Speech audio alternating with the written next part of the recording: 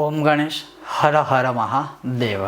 आज एक ऐसा विषय आपके सामने प्रस्तुत करूंगा जो ज्योतिष शास्त्र में या फिर जैसे हम बात करें कि पहले के समय में हमारे जो बुजुर्ग थे, और अगर उससे भी आगे जाए तो जैसे पहले के समय में हर घर में आपको पंचांग मिलता था और स्वयं ही सारी चीज़ों का ज्ञान रखते थे। धीरे धीरे वो लुप्त होता गया, लेकिन उसी में से एक ऐसा विषय है जिसे बोला जाता है दिशाशूल, या फिर जिसे कहते हैं दिशाशूल, या फिर उसका एक सरल सहज अर्थ बताऊं तो जब आप घर से बाहर अधिक दिनों के लिए यात्रा करने जाते हो तब उस दिशाशूल को अवश्य देखकर ही जाना चाहिए, तभी आपकी यात्रा जो है वो सफल हो सकती है। और अगर कुछ ऐसी कठिन परिस्थितियों में विपरीत तरीके से हमें जाना भी चाहिए तो उसका निवारण क्या होता है, दिशाशूल होता क्या है, आज इस विषय और वीडियो में आपको मैं श्रवण कराऊंगा। अगर आपको यह विषय वीडियो पसंद आए तो लाइक कीजिएगा, शेयर कीजिएगा, चैनल पर नए हो सब्सक्राइब करके घंटी का आइकॉन अवश्य दबाएगा। तो चलिए शुरू करते हैं। तो दिशाशूल ये होता है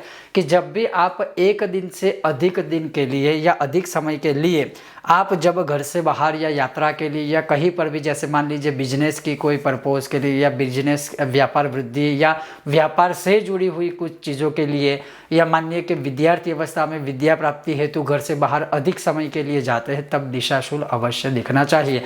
अब दिशाशूल का मतलब यह है कि आपके घर से जो दिशा होती है या फिर आप जिस जगह पर रहते हो या जिस राज्य में हो, जिस देश में हो, उससे जो दिशा होती है उसको दिशाशूल आज के समय के अनुसार हमें गिनती कर कर मानना चाहिए। तो जैसे हम ज़्यादातर मानते हैं कि दिशाएं 4 होती है, लेकिन सभी को पता है शास्त्र के अनुसार दिशाएं 10 है।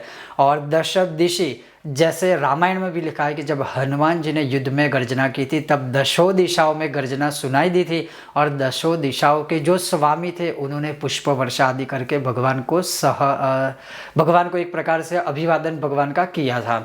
तो उसमें भी यह प्रमाण दिया हुआ है कि 10 दिशा है, पूर्व पश्चिम उत्तर दक्षिण, और वायव्य नैऋत्य अग्नि, और ईशान कोना, और ऊर्ध्वम ब्रह्मण अधः अनंताय, अर्थात ऊपर और नीचे 4 कोने और 4 दिशा, कुल मिला के ये 10 हो गए।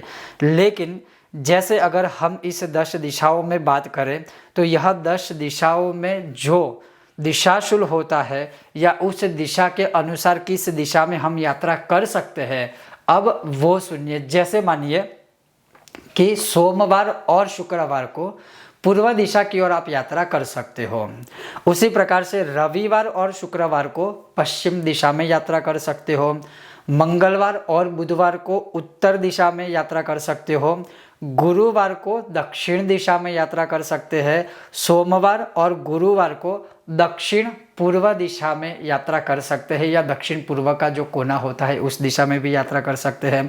रविवार और शुक्रवार को दक्षिण पश्चिम दिशा में यात्रा कर सकते हैं, या दक्षिण पश्चिम का जो कोना है खास करके उस दिशा में यात्रा कर सकते हैं।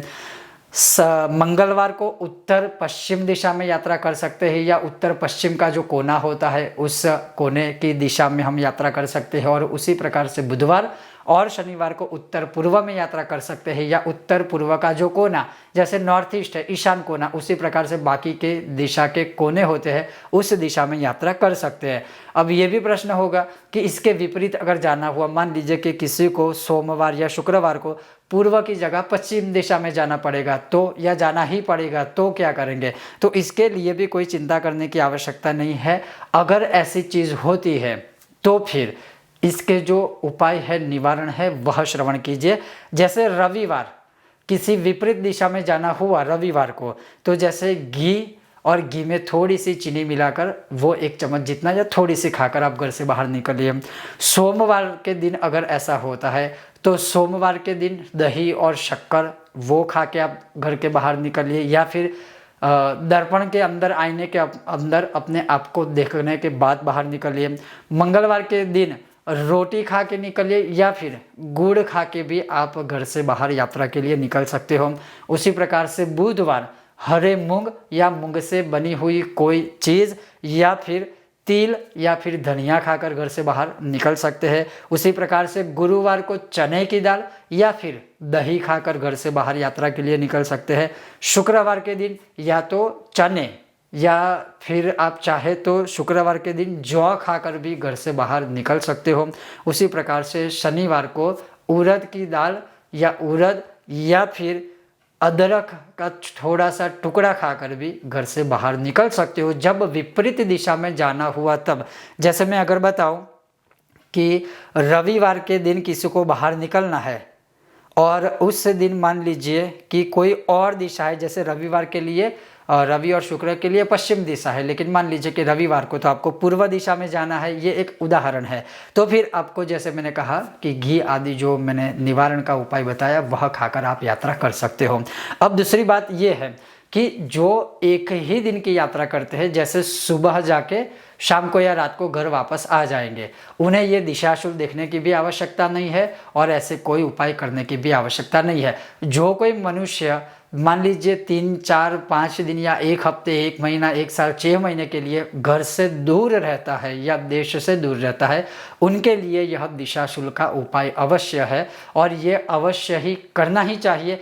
पहले के ज़माने में हमारे बुजुर्ग, जैसे मैंने कहा, वो स्वयं ये सारी चीज़ें देखते भी थे, उनका ज्ञान भी उन्हें था, हर घर में पंचांग था, हर घर में मतलब आपको ये सारी चीज़ें मिल जाती थी, लेकिन हमने सारी चीज़ें मतलब त्याग दी और बहुत लोगों ने अपना ली है। तो ये एक महत्वपूर्ण दिशाशूल नामक विषय था।